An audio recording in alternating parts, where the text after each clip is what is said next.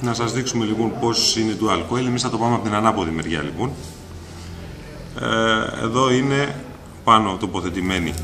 Είναι μία αντίσταση εδώ και μία από κάτω με λίγο κενό μεταξύ τους ίσα ίσα. Ένα ελάχιστο.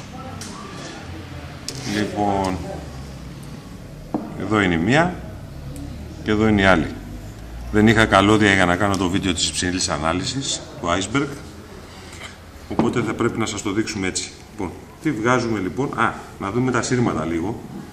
Τη μία πλευρά πώς κατεβαίνουν.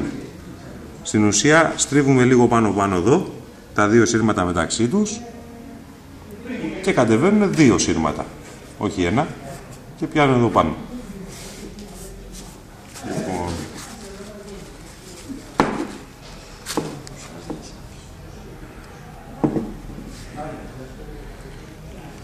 το κάτω σύρμα περνάει κανονικά εδώ, όπως περνάει και στη μονή αντίσταση.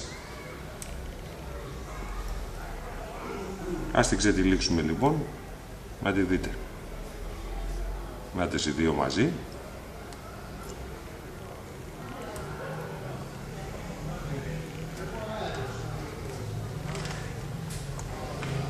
Όταν τις πρωτοσφίγγετε είναι έτσι.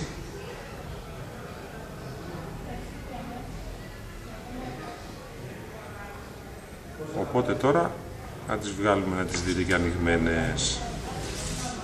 Ξετυλίγουμε αυτό.